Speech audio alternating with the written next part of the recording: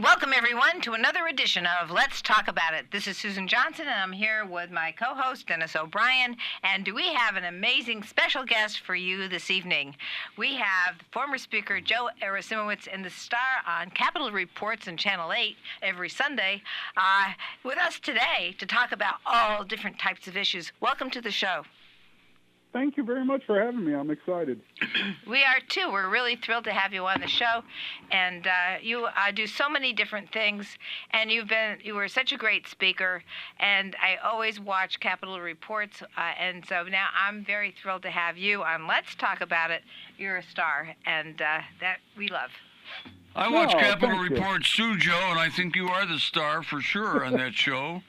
And I got to tell you, I think you're just the perfect person to be on that show. You're so well informed, and you know the issues really well, and you're very rational. I think you do a great job, and I think you make the show. I'll tell you, I don't think I'd watch it if you weren't on, frankly. No, really. On top of that, you do have a little bit of a New Britain connection. Well, I think everybody in the state of Connecticut has a little bit of a New Britain connection.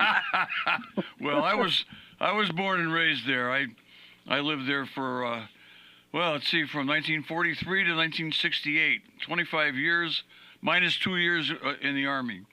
So, anyway, I know you have a little bit of a New Britain connection, more so than the average person from, say, Falls Village.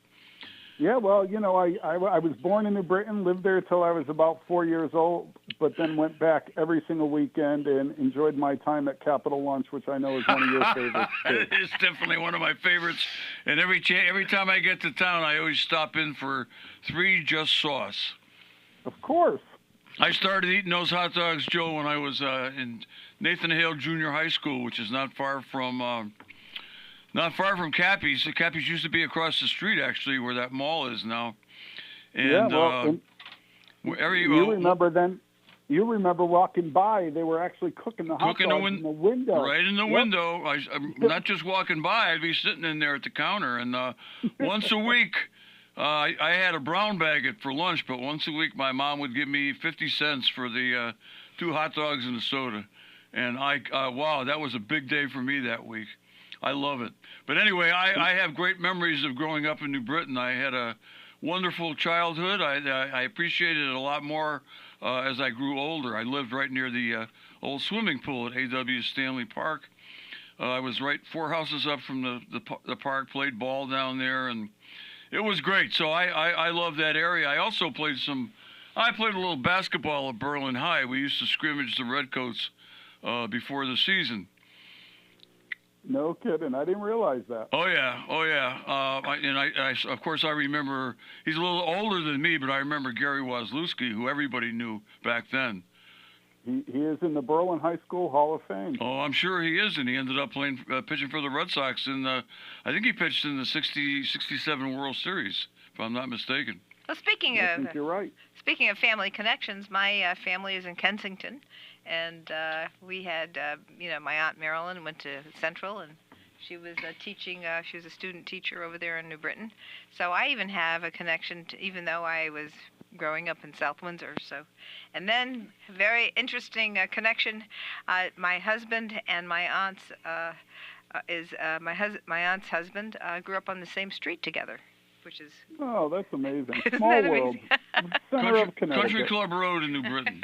Anyway, it's great to have you on the show. And New Britain stuff from my side of the family. Oh, you're going to have to deal with the two of us. We always fight for the floor here on the show.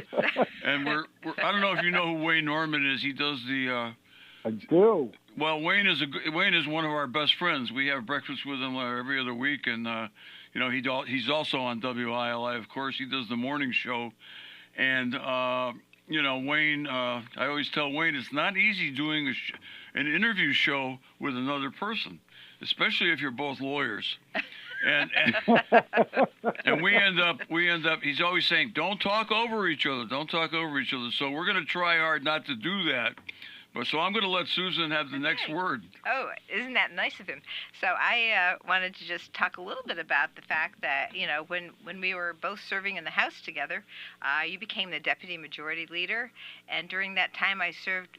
You became the majority leader rather, and I was one of your deputy majority leaders, and then you became the speaker, and we did a lot of work together that was really really good, and we're still continuing on, and I just wanted to get a little bit of your perception about how the house is doing and carrying on a lot of the things that you did, and now we're of course having to make some changes because everything changes all the time, right? Everything does change, and I think the biggest challenge for us, Representative Johnson, was my last term. We had started the session, and then we went right into COVID. And I think that really changed a lot of things up there. There was remote voting. There was, folks being in almost isolation. So you lost a little bit of that family vibe, because I think the greatest times for me, and hoping for you, was really just sitting on the House floor, whether a bill was on the board or not, and talking about the issues and learning about your colleagues and sharing stories and concerns and what they're hearing from their constituents is really what I enjoyed the most, and that was hard during COVID. But yeah, you guys are doing a great job. You really have. You've kept the one rule that I insisted upon, which is starting on time. And Speaker Ritter has now improved on getting you out at a reasonable hour. I never thought it made sense for us to come up there, hang around all day, and then work through the entire night. Exactly. It's dangerous for people, and you're not making great decisions. But I really like a lot of the newer legislators. Some are becoming chairs now. And then I still have all my friends, you, Kevin Ryan, people I really learned a lot from when I was up there. Oh. I miss that aspect, but I'm still involved doing the government relations work now. Yes, you are. And, before we get into a little bit more of that, I just wanted to talk a little bit about the governor's State of the State address. I thought it was really very interesting. He's showing flexibility because, as you know, we have a lot of issues that we have to deal with in the local communities and in the schools. I was just recently appointed to be in the Select Committee for Special Education, and as you know, I've been on the Education Committee since I started at the Capitol in 2009. And so those are some of the things that are really pressing for our state, so we can really show progress in our ability to train our students and get them involved in the kinds of jobs that we need to fill here in the state. Yeah, and I think his speech really hit on that. I mean, you and I know Governor Lamont a little more personally, and we know his heart is in the right place. He really does want to make Connecticut a better place. He came in at a time, again, with COVID and right after the 2017 budget when the challenges were right before us. He got us through COVID, and now as we're experiencing less volatile times in the budget, he's talking about making investments. And what better investments can you make in our kids, whether it be special education, the child care slots, and not just putting money out the door. I really like this idea of maneuvering the spending caps and the revenue caps a little bit to give us the ability to set up this trust fund for the kids. I think if that went on the board just on its own, it'd pass unanimous in both chambers because there is such a need. And we hear from our employers all the time that they're having a hard time finding the skilled workforce they need. I think that's another area that throughout this session should really come to the forefront, and you guys should do more on. Work with our technical schools, our community colleges, and then small employers. They'll train a couple workers if there's an ability for them to do that and recoup some of the costs. Yeah, that was one of the things that you were focused on as well, the tech schools, making sure that our technical schools were properly funded. We actually created a separate, spot for tech schools in the system that we have now, and tech schools are extremely important for our people here in the state of Connecticut, and it's something that we need to continue to make that investment in, and I'm very, very focused on that. As I have the Wyndham Tech School here in Willimantic, and I'm very pleased with the fact that it's one of the most racially balanced schools in the entire state, whether you're talking about the local public education or the state public education. It's a very racially balanced school, and I want to make sure that we do all we can to keep it here and to expand it and build a new one. So that's my hope, is to build it right here in Windham.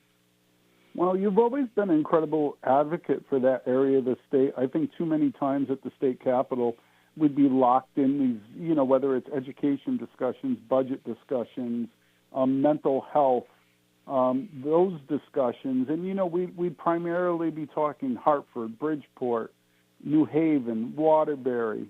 And, you were always a great voice for that area to talk about the needs there and look at the exact numbers. And when you talk about people that are struggling on a day-in, day-out basis to put food on the table, you always had the numbers to back you up.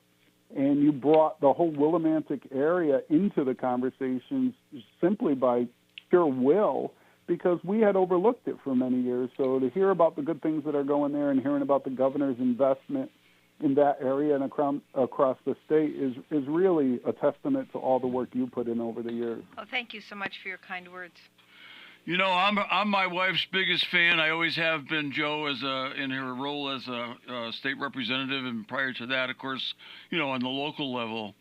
And I got to tell you, I really appreciate having you say that, because it's actually true. She did a marvelous job of introducing some people down there who just didn't know the connection between Willimantic and Windham. I think a lot of people thought that when you talk about Windham, it was like Ashford or Chaplin or Eastford, and it's not. It's an urban center. You know that. And, yep. and Susan made sure that everybody down there, including the governor's office, knew it and appreciated the fact that although we're a great town, we have a lot of pride and we do a lot of great things here. And we're very lucky to have ECSU here and UConn right up the road.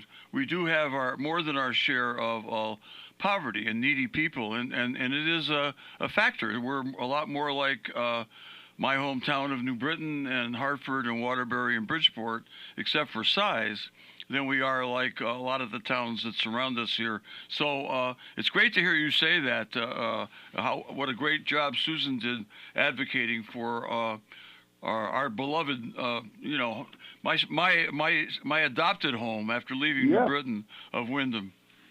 Yeah, you both have raised your kids there. You have a vested interest in the community, and genuinely, I don't think we were aware of the numbers of folks that relied on, whether it's state services, whether it's, a little bit or a lot. And she always had the numbers handy, and she always kept it right on the table, even if we're like, well, we got to focus elsewhere. She's like, yeah, but the same people you're helping there need help here. And it really was. I'm forever grateful for that, and hopefully the community realizes what they have for an advocate. Oh, thank you so much for that. And I'm still out there fighting and giving out the numbers because, as you know, everything changes every 2 years. And so I have to continue. And so we've been very lucky to have speakers like you and speakers like Ritter at this point in time, and our majority leader, Rojas. All of them understand the things that we need to do by expanding access to housing, looking at taking care of our special needs students, and making sure that our education cost sharing grant is finally fully funded as of this year for all the municipalities all throughout the state. So I'm very thrilled about that as well. So it's something that it's very, very good for the state of Connecticut, and it's good that we have that focus and understanding that we need to be able to follow the rules that were set up by Horton versus Meskel. So. Yeah, and think about when it comes to housing, how not only homelessness, but just housing insecurity affects our residents. And in this particular case, you have the majority leader of the Senate, and Bob Duff, and the majority leader of the House, Jason Rojas, who have now, I think they're on year 4 of their efforts to continue the conversation and continue to see, what areas we can improve on, expanding state programs, working with the federal government on more vouchers, and not only to create housing, but to create housing that's supportive of the folks that need it, because just because you have a roof over your head for a night doesn't mean you're securing your housing situation. And we got to make sure they have the skills and the ability to be employed to stay in those homes. So I think it's really been great. Obviously, I have a lot of fondness for Speaker Ritter. He was my majority leader, and then Majority Leader Rojas, who was my screening chair, and then my finance committee chair. They really are great people, and they are doing the people's work. Yes, they are. They really take into consideration the entire state, and that is a really good thing because everybody feels that, just like you did, that you're listening to every aspect of the entire state, and the state's very, very different from one town to the next. It's a difficult job, even though it's a small state. No, absolutely. I always thought that we should kind of reinitiate a little bit more of the county structure because you find sometimes there's a lot of overlap, and you have different agencies for the state in different areas, and the folks in Norwich don't necessarily think of themselves like the folks over in Litchfield, but there are areas that need to be serviced, and if we had that a little more structure, I think we could provide those services in a more comprehensive manner. Yeah, I have a couple of bills that will hopefully do that, and I'm working to try and get hearings on them, having the councils of government take on some of the responsibilities for some of the towns, especially towns that have a hard time doing code enforcement, so that they have an opportunity to work with a COG to do the building and housing code inspection. Or, as you know, I've been chairman of inland wetlands and water courses here for more than 20 years, and have them also work with towns where they have one town where there's a building project, but it's right in a wetland area that goes to many different towns. So I think those kinds of connections will really work well for coordinating with different towns, getting them to know each other and work together, and also give the support that the towns need to help figure out how to do more housing opportunities all throughout the state. Yeah, with 169 municipalities, for every town, both large and small, to have the same array of services and provide all that for, their residents and then prospective businesses or prospective builders is really hard. So the more you can get done in a cooperative manner with towns sharing resources to where no one town is picking up the burden, I think in the long run will help the state. Yeah, and once the towns see that it's an option and that they can do it, then eventually I think that everybody will want to do it because it's going to take a burden that is something that a lot of towns have a hard time handling, and we've been working on that for a while, trying to make sure that we understand the types of insurance plans towns are purchasing and the impact on the people that they have in the town. And I could go on and on, as you know. But, she's known for that, and I'm also a big talker. I'm going to chime in a little bit here on this.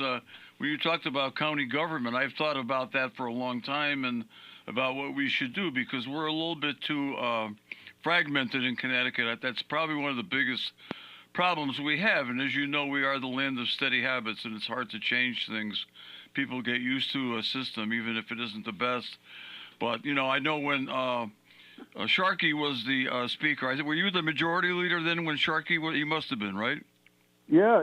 The coalition you had on that issue was Speaker Brendan Sharkey was the speaker. I was the majority leader, and at that time, Jason Rojas was the chair of the Planning and Development Committee. Yep. That really undertook that project. I remember there was a big. We had Speaker Sharkey out here. We were doing a TV show here at the time on, public access, and we talked about his and your initiative to regionalize more.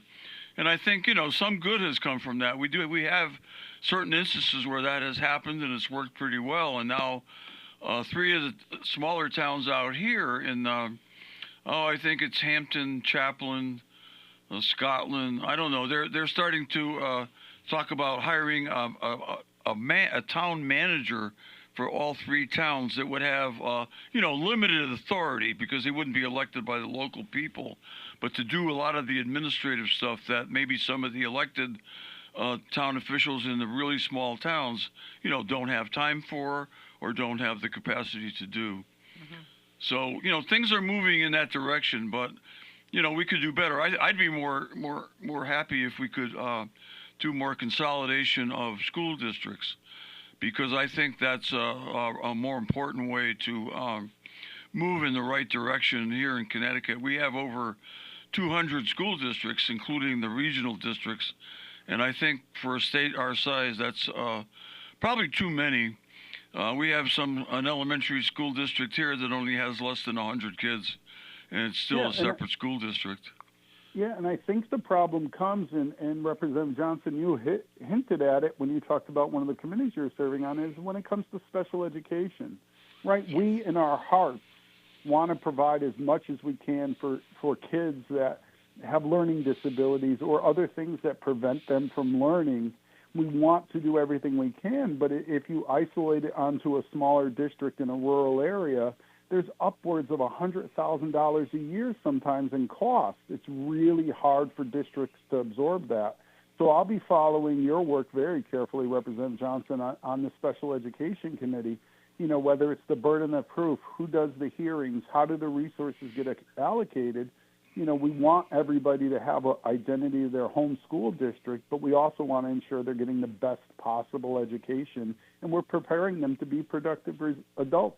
Yes, that's so important. And your feedback on any of the things that we're doing and your ideas about any proposals you think that we should be focusing on would be really appreciated. So whatever you want to say about what we're going to come up with. I know we're going to talk about the burden of proof again. It was something that has been a lot, discussion that when I first got to the Capitol, we talked about almost every single year we talked about it in the Education Committee, but we haven't talked about it for the last several years. So those are the kinds of things that we need to take a look at and see how they work, and we're just going to go through everything that we have for special education laws now and look at some of the recommendations by the Special Education Task Force and take a look at what they recommend and look at what the governor's recommending and some of his changes. And we're going to take it all and put it together. And they gave us a little more time to do that in our select committee. And then a lot of the proposals that we finally come up with will be brought to the Education Committee finally. But we do have a little more time than what the Education Committee has, and that people are questioning that at first. But then now that they're more immersed in how we're proceeding, they are in a situation where they go, oh, yes, we understand why you need a little more time. And we just finished with two regional, chats with people in the Torrington-Winstead area, and we were in the Norwich, Eastern Connecticut area. We are still going to the Bridgeport area and also to Hartford last. So we'll be getting those regional discussions done pretty soon, and we want to make sure as many schools and parents participate as we can hear from. Well, and I think that's what's so important, and I was very impressed with the listening tours. I know we've done that in the past under Speaker Ritter. I think that's a great opportunity because, it's more likely that folks are going to show up in their area of the state. They're going to feel more comfortable. They're not drowned out by an education agenda for a public hearing of 40 issues. It's really their front and center, and you and your colleagues' willingness to go out there and engage with them in their local area speaks volumes to the commitment. And you're absolutely right. I don't know if everybody realizes, especially in the longer session, which is the first session after you get elected, there's anywhere from 3,000 to 5,000 bills introduced. That's right. They all don't get passed, but they all take time. And even for a state representative, even for myself when I was speaker, I would put bill ideas out there, and I would do proposed bills, and the amount of work required just to get them raised, get the public hearing, get the language right to get them voted out, and your colleagues to support them is very, very labor-intensive work. So having it separated off to where you're solely focused on the special education funding, the burden of proof, how to provide those services really was a great idea. And going around listening to folks is the way to do it because, Representative, I got some of my best ideas that eventually became law from conversations with folks that are out in those areas. Exactly. That is exactly right. Listening to people, your constituents, going to the Capitol, when people come to the Capitol, listening to people, their ideas are certainly things that that really help formulate ideas and also help you network with groups of people throughout the state to get things pushed through. And of course, we really need that now. We're doing it with healthcare, we're doing it with education. All these are big deals in the state, and they're things that will help maintain the greatness of our state and also help the people function well in our state. So these are things that we have, and also, you know, proposing similar bills sometimes that other people are proposing just gives that support. And you take a look at how there's a network of people who have a similar idea, and then you get a chance to talk to them about those similar bills. So it's really something that I'm looking forward to, and especially in the healthcare area as well. Yeah, I mean, look, Connecticut is recognized as one of the leaders in healthcare throughout the entire country, and we do have a couple, you know, two very large healthcare organizations, but there's still more we can do. I was meeting with some folks from Quinnipiac University that really are pushing their doctor program to have a larger component of rural medicine and try to incentivize some of these doctors that are graduating from Quinnipiac University to go and stay here in the state of Connecticut. You know, I know other organizations offer, you know, some college tuition. The state of Connecticut does some college tuition payment, especially for doctors and nurses that stay.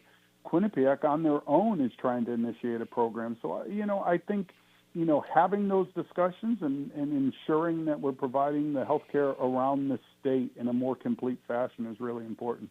How exciting for us to have three medical schools in the state of Connecticut: University, Quinnipiac, and Yale. It's very, very, very good that we have those opportunities for people to become doctors, and I'm very excited about that. As you know, it's one of the things that I have focused on for a long time. Yeah, and other than the long days and cold weather of January, once you're around Connecticut long enough, you fall in love and you'll stay. You got that exactly right. I was just complaining today about the wind and the cold, and I guess I should have gotten used to it now. I've been here for over 80 years, Joe, but I love the state. I mean, it's a great state. I mean, and one of the reasons is we have so many people who are, you know, are able and willing, despite some of the fragmentation I talked about earlier, to work together. One of the things I always emphasize on the radio, and so does Sue, when we talk to a lot of constituents, of course, through the radio, is the fact that in most situations, the party members, Democrats and Republicans, work together on most pieces of legislation. That's local and state, and you know, there's differences of opinion on certain bills, but on most of it, it's there's a lot of cooperation among the parties. Yeah, and you know, give it to this set of leaders, Senator Harding, Senator Looney, and Senator Duff up in the Senate, which Susan and I don't know much about. They operate very differently than the House. But then Speaker Ritter, Majority Leader Rojas, and Minority Leader Candelora, they're just good people. And I say this all the time, you know, don't look at the political party. I would tell you 98% of the state reps and state senators are up there to help people. They're not looking to go to Congress. They don't want to be governor. They put themselves out there for public, you know, consumption in an effort to get up there and help people. And there really is probably 93% of the bill every year will pass on a bipartisan nature. There are the 7% that are contested issues. Most of the time, we all agree what the problem is. We just differ on what the solution is. So, you know, Connecticut's very lucky. We don't have, you know, what we see in other states. We don't have definitely what we see down at the federal level. We have, you know, a lot of dedicated people, 187 is my math right, Susan, mm-hmm. 36 in the Senate, 151 in the House. You got it. That really want to make things better and just sometimes disagree on how to make it happen. But there is a lot of discussions, and I would say 100% of the bills aren't the exact bills that were introduced, but they are resulted from negotiations with the executive branch and other legislators. And that's how you want your government to function. It's a deliberative body. That's right, and that's one of the things I always tell people. And this is great that we're saying this on the air. And of course, as you know, this gets podcasted as well, and it goes out to IE Blast It, and I'll send you a copy of the podcast. But this is something that people need to hear because we're here operating in the state of Connecticut. We're doing state work, and we are working together as a great team here in the state of Connecticut to make Connecticut work for everybody here in the state. And so that is why between 92 and 95% of the legislation that gets passed in a bipartisan way. And that's really, really important for people to understand because they get a lot of the national stuff on the regular, national news and stuff, and so sometimes, getting this information out to the people is something that we really appreciate, and we really appreciate. I have to give a plug to WILI for being a local radio station and doing this work. And Dennis and I have been volunteering on this radio show for more than 20 years, and it's really a great thing to have that here so that people can understand that, and then I can blast these things out at the Capitol for anybody who wants to sign up for my e-blasts and my podcasts. Yeah, look, politics doesn't have to be something we can't discuss, whether it's a dinner party or a family function. It's okay to disagree without being disagreeable. And just because, Susan, you and I, when we served together, we had differing opinions on the issue of the day. Yep. But I always sat and I would listen to you. You would listen to me. Maybe in the end I would walk away a little smarter because I actually stopped to listen and didn't dismiss what you were saying out of hand. Like I said, you're pushing for the Windham-Willimantic area and the needs changed what I talked to. I may have been disagreeing with you about certain funding going there at that particular time, but your staunch advocacy embedded in my head, and I listened, and then I would go into other meetings, and I'd say, hey, wait a minute, let's not forget about the Windham-Willimantic area. So you can disagree, but people can learn from each other, and there can't be this, oh, you're a Republican, I don't want to hear what you have to say, oh, you're a Democrat, everything you say is X. No, that's not true, and if you really look at the state of Connecticut, we have more unaffiliated voters than Democrats or Republicans. Excellent so point. So everybody should be included in the conversation, and we all can get a little smarter for it. Well, Joe, when I was town chair here at the Democratic Party for quite a while, and I'm well known to be a real hardcore Democrat, I used to swear in all the public officials when they were elected in the local elections, and the Republicans were surprised to hear me get up and say, now that the election is over, we don't worry about party labels. We work together. And they That's said, right. you really mean that? I said, damn right I mean it. I said, that's the only way we're going to get things done here. Yeah. Poor Susan's going to have to listen to it again, but I said for many years, and I said it from the dais, is yes, you come into this building with or a D or an R pin on your chest because that's who helped you get elected. But now you take it off and put it on the table, and you put the C on for Connecticut. And it sounds like that's exactly what you were doing now, and that's the way we need to be as people. Absolutely. That's what we must do. I do want to talk a little bit about the fact that you've been the football coach there at Berlin High for the Redcoats, and I've heard on the Capitol Reports that you were just recently retired. Yeah, it's funny at my age saying the word retiring, but yeah, I had to step away from the head coach duty. Obviously, I loved the game, but I more importantly loved the kids. A few years back, I started watching Ted Lasso over on Apple TV, and it changed the way I coached. I spent so much time worrying about the X's and the O's and the what's the winning percentage, and we got to win a state championship. And for a lot of years, I thought I was just was doing the right thing, but I really was missing the ball. I spent the past 4 years really getting to know the kids at a better level, helping them become productive adults. When they would make a mistake, I wouldn't throw them off the team.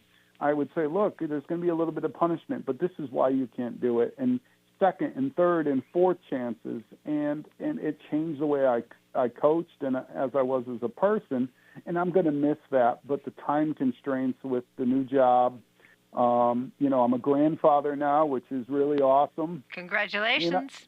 Thank you. I just couldn't do it anymore and to that level, and it's really become a year-round job now. The CIAC a few years back, changed it to where you can participate. Last year they changed it so you can participate more in the off season with your team. The reality is the majority of the off season I'm up at the legislature, and I just didn't feel like I could give the kids the time they deserve. So yes, stepping back from head coaching, retiring from head coaching, I think I can say that moving forward, but still want to find ways to be involved with the young men and women that were on my team. It just meant so much to me. I'm sure you will. And one of the things I wanted to add is that I think that having all our students play sports is such an important thing, whether it's football, baseball, basketball, team sports, volleyball, soccer. Those are all really great ways to teach kids to work together, boys and girls. It teaches them a huge number of skills, and it also helps them get ready and prepare for work, to work together as a team when you get in that workforce. She's stealing all my good lines, Joe. Go ahead, Joe. And it's not just about winning, right? The studies will tell you actually learn more from your failures than you do your successes. So instead of, crying and just being upset and angry, well, we lost, what lessons were there that we can learn from? Did we prepare as we should have? Did we maintain composure throughout the game and execute the game plan that we desired? Did I give maximum effort, or did I take a play off? I think that's what I really twisted it over to is, yes, that was the end result, but what occurred in the week before? What occurred in the spring before the season? All those things play into you being successful as a person, and they're going to repeat throughout your life. When you go to a college to apply to college and you go in for the interview, that's a competitive situation. When you go in and apply for a job, that's a competitive situation. So all the skills I tried to teach them to be ready for a football game, I was always careful to note those are the same skills you're going to need in life. Absolutely right. I coached local sports here for 40 years, Joe, and concentrating on girls softball. I started the girls softball program here. There was none when I started in the Little League, and I'll tell you, I did it because when I was a kid in New Britain, there was no such program for girls, and I know how much I benefited from playing team sports from, the time I was 8 years old playing Little League baseball.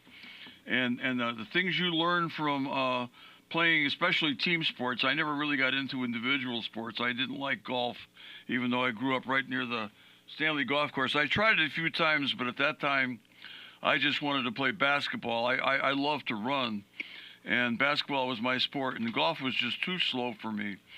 And so I focused on basketball and baseball. I'll tell you, the kids, I mean, you strike out, the next, there's always another time at bat. There's always another game, and one of the things I used to tell the kids was, there's no team there's no team any more dangerous than a team that lost its last time out.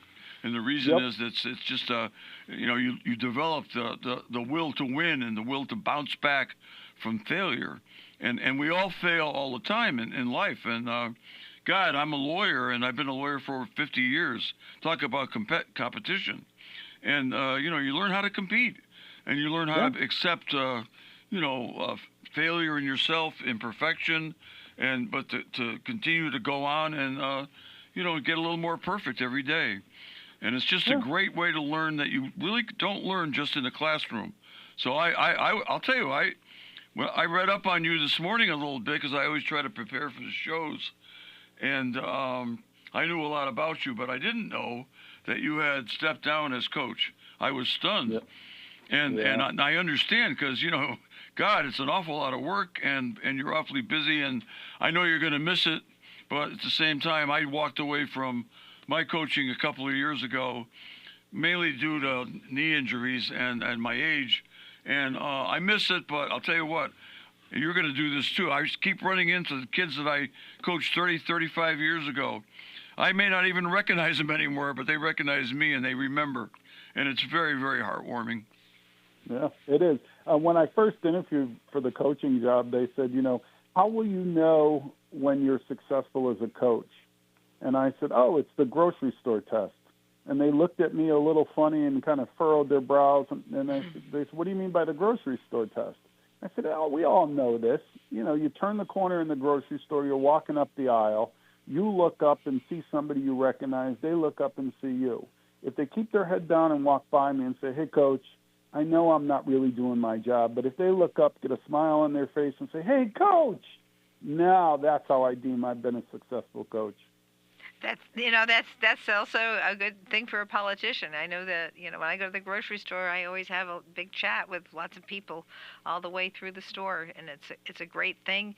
All kinds of feedback from people about this issue and that issue, and it's really it's an amazing honor and huge fun.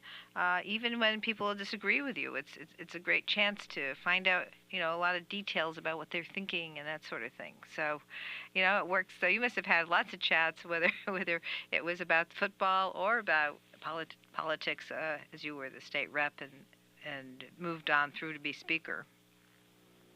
I did, and it's no secret that I was successful at the Capitol because of the team I had around me. I always felt like I had a good eye for talent, yep. And I just carried that over to politics, and it really worked well. One of the really staples of my time as the speaker was to get us all in a room and just have discussions. You remember that going into that 2017 budget, I told you all it was going to be really tough. I didn't see any easy answers, but my entire caucus was dedicated to it, and I think we started up in the old Judish room in February that year, going through the budget line by line and talking about them, talking about the policy.